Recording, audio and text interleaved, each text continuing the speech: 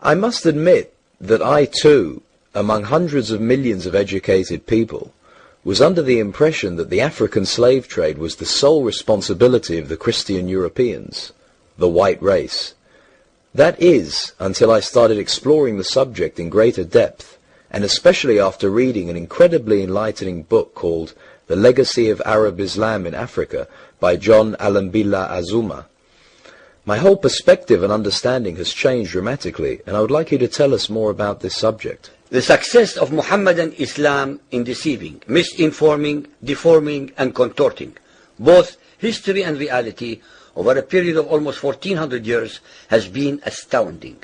That is, until now.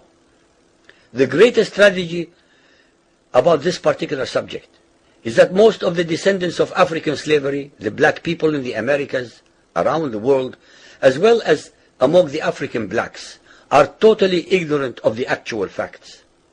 Before we lose the concentration of our listeners, I would like to make the following statement and then prove it.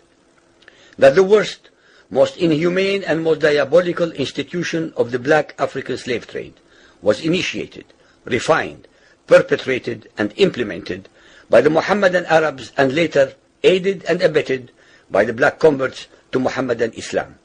I predict that, as usual, the two subcultures, those of denial of facts and of political correctness, will attack us without once disproving a single statement and or conclusion that we make.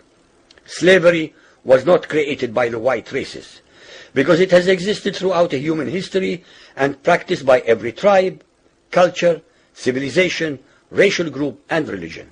In fact, the very word slavery has its root in the name Slav, based upon the Slavic peoples of Europe who were subjugated by other Europeans. It is not common knowledge that the Arabic word abd is synonymous with the meaning of slave. For example, Abdullah means literally the slave of Allah, and that in the language of the Arabs, all black peoples are called abid, plural, for slaves. While much has been written concerning the transatlantic slave trade, surprisingly little attention has been paid to the Islamic slave trade across the Sahara, the Red Sea, and the Indian Ocean. While the European involvement in the African transatlantic slave trade to the Americas lasted for just over 3 centuries, the Arab involvement in the African slave trade has lasted 14 centuries, and in some parts of the Mohammedan world is still continuing to this day. The birth of Mohammedan Islam and its conquests brought about the birth of institutionalized, systematized, and religiously sanctioned slave trade on a massive and global scale.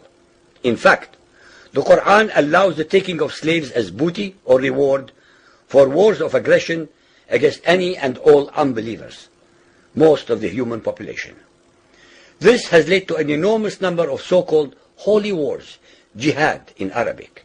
There was and is absolutely nothing holy about these wars, which are primarily to plunder, slaughter, rape, subjugate, and rob other human beings of their wealth, produce, freedom, and dignity.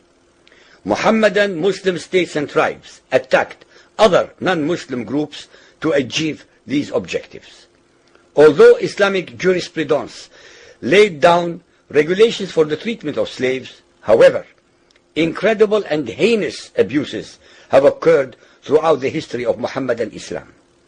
By the Middle Ages, the Arabic word abd was in general used to denote a black slave, while the word mamluk referred to a white slave. Ibn Khaldun, 1332 to 1406, the preeminent Islamic medieval historian and social thinker, wrote, "The Negro nations are, as a rule, submissive to slavery, because they have attributes that are quite similar to dumb animals." It should also be noted that black slaves were castrated based on the assumption that the blacks had an ungovernable sexual appetite. When the Fatimid Caliphate came to power in Egypt, they slaughtered all the tens of thousands of black military slaves and raised an entirely new slave army. Some of these slaves were conscripted into the army at age 10. From Persia to Egypt to Morocco, slave armies from 30,000 to up to 250,000 became commonplace.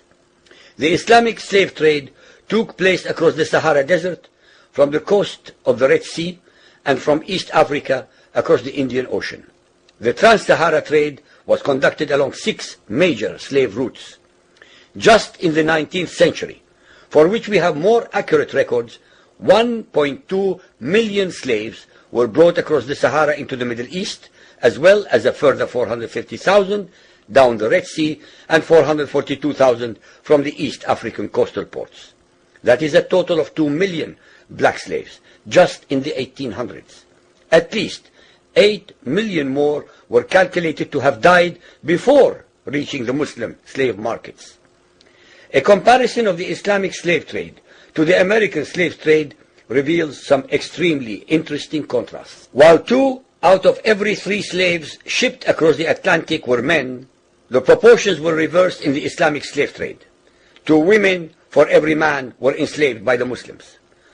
While the mortality rate of slaves being transported across the Atlantic was as high as 10%, the percentage of slaves dying in transit in the Trans-Sahara and East African slave market was a staggering 80 to 90%.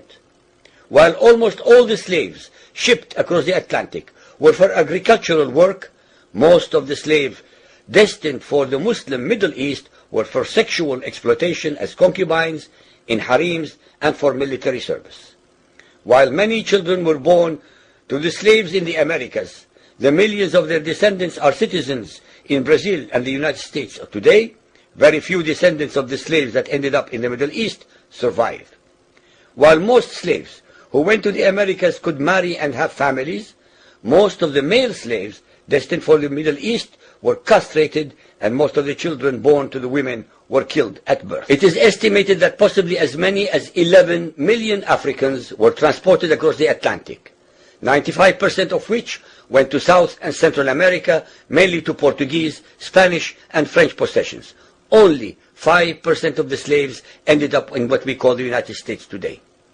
However, a minimum of 28 million Africans were enslaved in the Muslim Middle East. Since at least 80% of those captured by Muslim slave traders were calculated to have died before reaching the slave markets, it is believed that the death toll from 1400 years of Arab and Muslim slave raids into Africa could have been as high as 112 millions. When added to the number of those sold in the slave markets, the total number of African victims of the Trans-Saharan and East African slave trade could be significantly higher than 140 million people. What is obscene about this whole subject is the Muhammadan, Muslim, and Arab culture of denial regarding their complicity in the African slave trade, as well as the ignorance of black Muslims about the reality of their past and present conditions. The statistics and reports above are based upon the logbooks kept at the African slave ports, ship logs, travelers' reports, eyewitness accounts, etc. Ladies and gentlemen, the facts and reality of Muhammadan Islam's complicity in the slave trade and their inhuman depravity are infinitely more devastating, more staggering, and more incomprehensible than all the nightmare fictions in the world.